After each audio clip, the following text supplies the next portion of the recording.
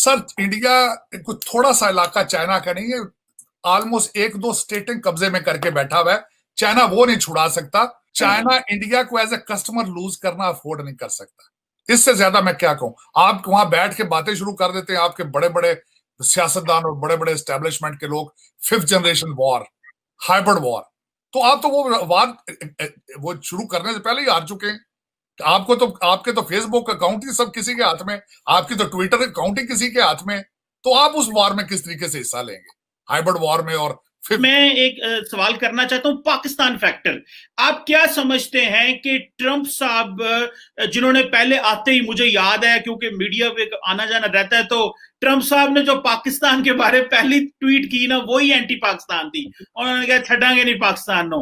बाद में फिर आहिस्ता आहिस्ता प्रेशर डला। मैंने यहाँ पे बहुत सारे अमरीकियों से भी पूछा इस्लामाबाद में कि भाई क्या होगा, उन्होंने कहा जी वही होगा जो ट्रंप साहब का प्लान है। बाद में उन्होंने लेटर लिखने शुरू कर दिए, हमारी मदद करो वहां पे, और फिर पाकिस्तान ने मदद भी की। फिर खान साहब अमेरिका भी गए। अब क्या समझते हैं कि पहले साल डेढ़ को छोड़ के अभी पाकिस्तान अमेरिका के ताल्लुकात कैसे हैं, और अगर ट्रंप साहब जीतते हैं तो क्या ये पार्टनरशिप आगे चलेगी, या जिस तरह आप समझ रहे हैं कि हमारी कोई इतनी सिस्टमैटिक प्रेजेंस नहीं है अमेरिकन सिस्टम के अंदर, तो हमें प्रॉब्लम्स ही रहेंगे? लेकिन अब मैं थोड़ा सा आपको ये बताना चाहूंगा।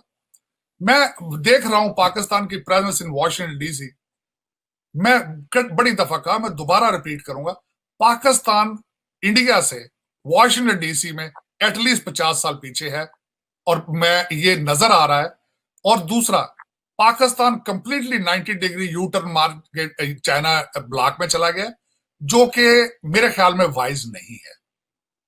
72-73 साल के रिलेशनशिप को यकलत कोल्ड नहीं करते, आखिरी विंडो खुली रखते हैं, ब्रिजेस बर्न नहीं करते। और दूसरा मैं ये कहूंगा, मैं बल्कि ये भी एक, इस पे भी एक प्रोग्राम हो सकता है। अमेरिका ने पाकिस्तान को जब भी दी है, एड दी है, ग्रांट दी है। चाइना जब भी देता है, लोन देता है, और उसके टर्म्स ऐसे होते हैं कि आप नेशनल असेंबली में डिस्कस भी नहीं कर सकते।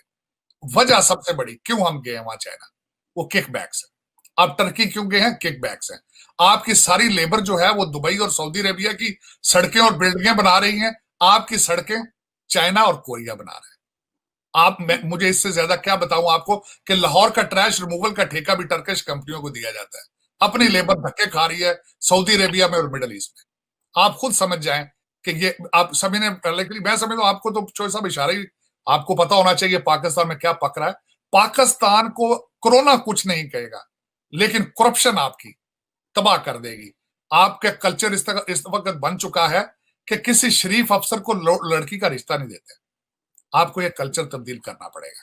सही आपका है। दूध बेचने वाला भी करप्ट है, आपका फ्रूट बेचने वाला भी करप्ट है, आपका एमएनए जो 4 करोड़ की गाड़ी में बैठ के 2 डाले कलाशनकोफों के लेके फिरता है, ये सियासत नहीं है। ये कल्चर तब्दील होना चाहिए। आपको पाकिस्तानी बनना पड़ेगा, आपको पाकिस्तान के बारे में सोचना पड़ेगा, तब पाकिस्तान बचेगा। आप ब्लेम डोनाल्ड ट्रंप को नहीं कर सकेंगे, बिल्कुल आपको सही है अपना ये। होमवर्क करना पड़ेगा। आप इंडिया को ब्लेम नहीं कर सकते, आप चाइना को ब्लेम नहीं कर सकते, आपको अपना होमवर्क करना पड़ेगा। आपको अपनी फाउंडेशन ठीक करनी पड़ेगी। वाहिद मुल्क है जो इस्लाम के नाम पे बना, और तीसरी सबसे बड़ी बात, एक ऐसी पार्टी रूलिंग है जिसका नाम ही तहरीक इंसाफ है। इंसाफ किया 2 साल में इस पार्टी ने। इस पार्टी ने, मैंने आपको ये बताऊं, जो अगले दिन मोटरवे पे हुआ है, मैं वॉशिंगटन डीसी में बैठे, ये खबरें मुझे मिल रही हैं, पता नहीं अब ठीक है कि नहीं, कि पुलिस भी इसमें इन्वॉल्व है।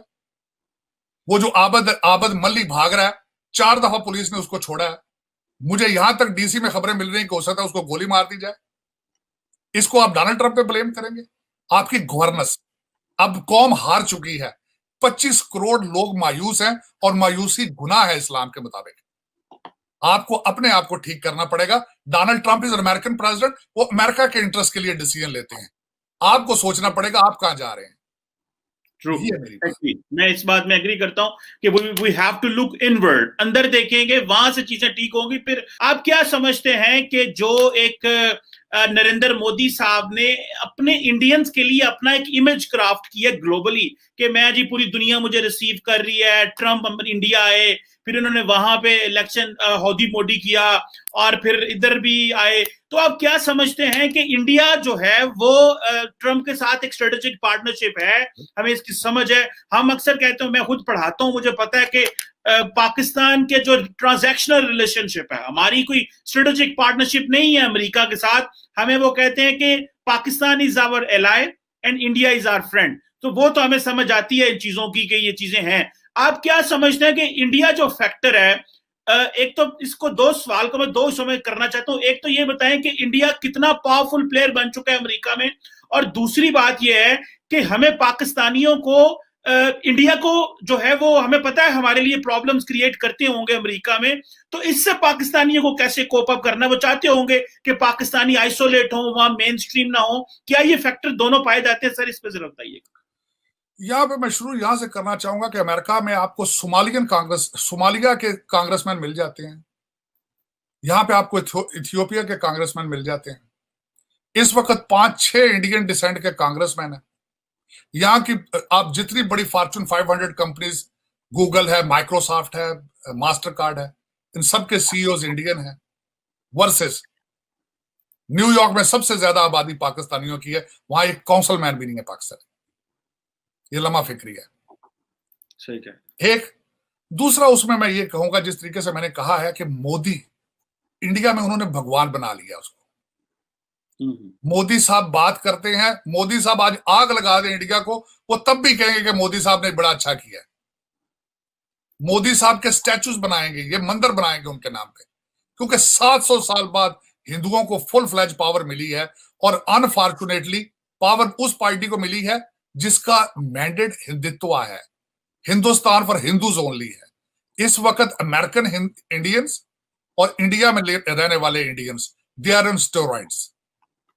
आप सोच नहीं सकते कि मैं कितना भयानक देख रहा हूं चेहरा यहाँ पे इस वक्त वॉशिंगटन डीसी में, जो हालात हैं। निक्की हेली, बॉबी जिंदल, और जिस तरीके से कैंपेन के अंदर घुस के उन्होंने रिपब्लिकन पार्टी को टेक ओवर किया है, पाकिस्तानी अबैंडन कर चुके हैं वॉशिंगटन डीसी को। मेरे लिए अफसोस, मैं ये इससे ज्यादा नहीं कुछ कह सकूंगा। Pakistan has abandon America, Pakistanis have abandon, वो अभी सियासत में नहीं है।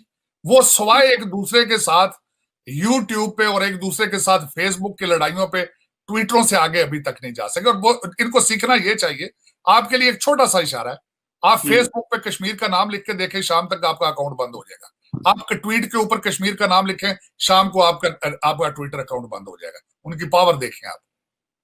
इससे ज्यादा मैं क्या कहूं। आप वहां बैठ के बातें शुरू कर देते हैं, आपके बड़े बड़े सियासतदान और बड़े बड़े एस्टेब्लिशमेंट के लोग, 5th generation war, hybrid war, तो आप तो वो शुरू करने से पहले ही हार चुके हैं।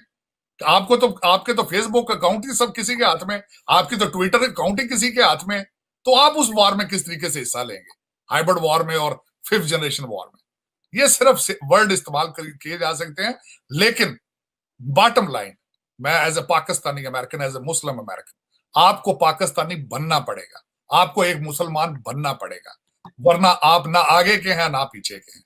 ये क्योंकि मैं देख चुका हूं, ये बिल्कुल, ये मैं क्लियरली देख रहा हूं, बिल्कुल क्लियरली देख रहा हूं। पाकिस्तान के लॉ एंड ऑर्डर के हालात में देख रहा हूं कि सब अच्छे की रिपोर्ट है, लेकिन अंदर सब खोखला है।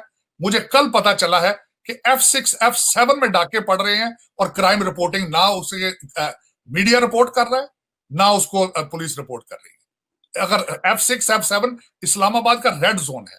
मैं आपकी इत्तला के लिए ये अर्ज करना चाहता हूं, ये हालात हैं अगर पाकिस्तान के, तो मैं यहां बैठ के वॉशिंगटन डीसी में या रो सकता हूं या दुआएं खैर कर सकता हूं। सर, इंडिया को थोड़ा सा इलाका चाइना का नहीं है, ऑलमोस्ट 1-2 स्टेटें कब्जे में करके बैठा हुआ है। चाइना वो नहीं छुड़ा सकता। चाइना लाउड स्पीकर लगा के पंजाबी गाने चला रहा है वहां पे बॉर्डर पे। और अगली बात बताना चाहता हूं आपको, चाइना इंडिया को एज ए कस्टमर लूज करना अफोर्ड नहीं कर सकता। और उसकी बात यह है, एक चाइनीज सोल्जर मुझे बता दें जो चाइनीज इंटरेस्ट के लिए 10,000 मील अपनी जंग लड़ रहा हो। आप मुझे ये बता दें, सिर्फ चाइनीज की कितनी बार अपने चाइना से बाहर मिलिट्री आर्मी बेसिस हैं।